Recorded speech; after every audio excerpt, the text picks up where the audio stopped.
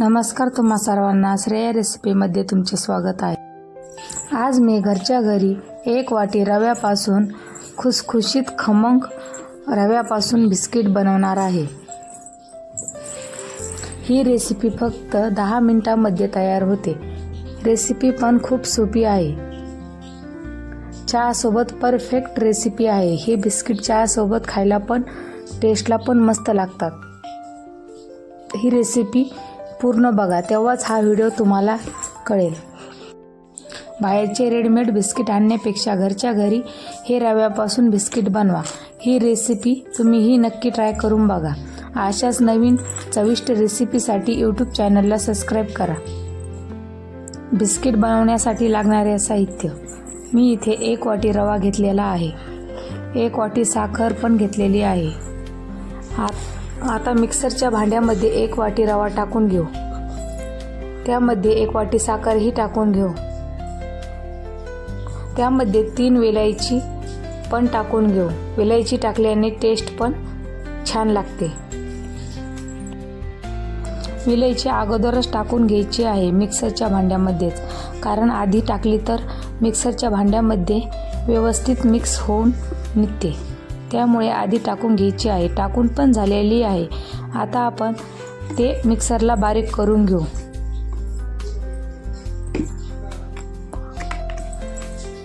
मिक्सरला पण बारीक करून झालेलं आहे। आपल्याला जास्त पण बारीक करायचं नाही। आता इथे व्यवस्थित बारीक करून झालेलं आहे। हे असं आपल्याला बारीक करून घ्यायचं आहे।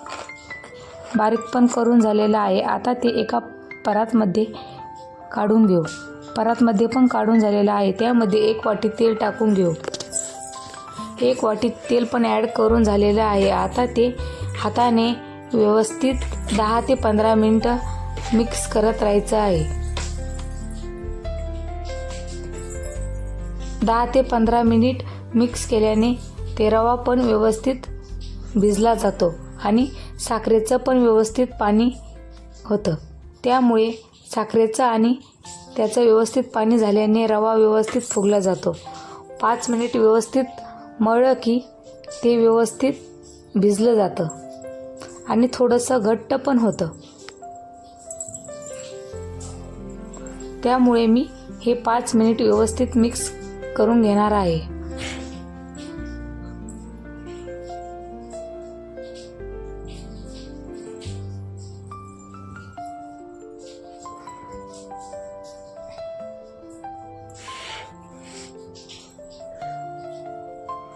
ते मिक्स करून झालेलं आहे। आता त्यामध्ये आपल्याला 1 वाटी मैदा पण ॲड करून घ्यायचा आहे। इथे मी 1 वाटी मैदा ॲड करून घेतलेला आहे। त्यामध्ये थोडासा खाता सोडा पण टाकायचा आहे। ते सगळं टाकून झालं आहे। आता ते आपल्याला व्यवस्थित बिस्किटचा डो तयार करून घ्यायचा आहे। त्यासाठी व्यवस्थित हाताने चोळून मळून घ्यायचं आहे।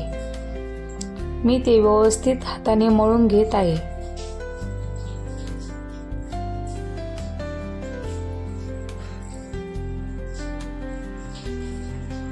आपण त्याला एकसारखं व्यवस्थित मळत राहिलं की ते आपोआप डो तयार होऊन जातो।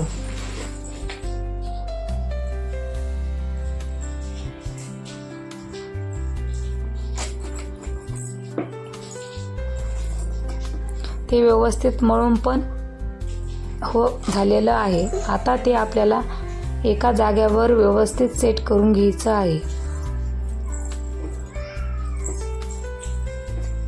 डो पण व्यवस्थित मळून झालेला आहे आणि एका जागेवर सेट पण करून झालेला आहे। आता त्यावरती आपल्याला अर्धा तास झाकून ठेवायचं आहे। अर्धा तास झालेले आहे। आता ते व्यवस्थित भिजलेलं आहे।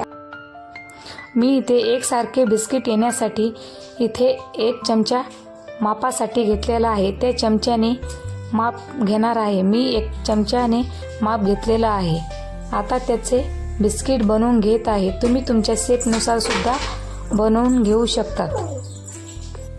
मी अशा प्रकारे बिस्किटचा शेप दिलेला आहे, कारण थोडासा नवीन पण वाटतो, त्यामुळे असा दिलेला आहे। तुम्हाला जसा बिस्किटचा शेप हवा असेल तसा तुम्ही देऊ शकता। मी आता सर्व इथे एक एक करून बिस्किट तयार करून घेत आहे.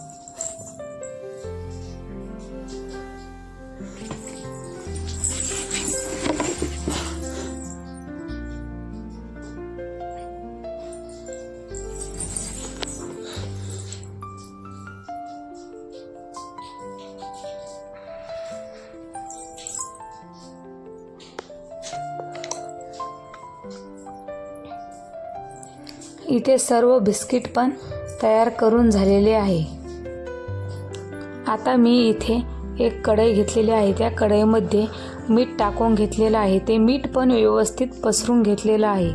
आता त्यामध्ये मी स्टँड ठेवलेलं आहे. त्या स्टँडवर ते बिस्किटची प्लेट ठेवून घ्यायची आहे. प्लेट पण ठेवून झाली आहे. त्यावरती आता 30 मिनिट परत झाकून ठेवायची आहे. 30 मिनिट पण झालेले आहे. बिस्किट पण व्यवस्थित सेट झालेले आहे.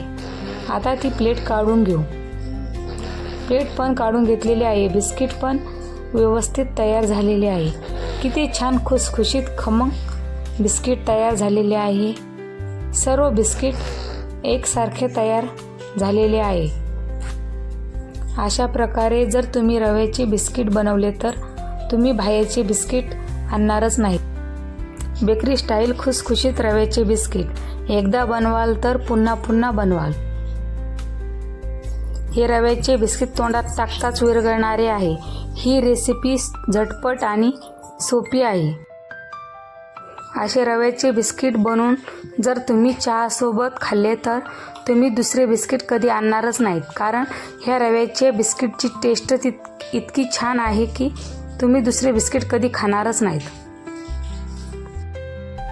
हे रव्याचे बिस्किट जेव्हा तुम्ही करून बघाल तेव्हा ह्या बिस्किटची टेस्ट तुम्हाला नक्की कळेल.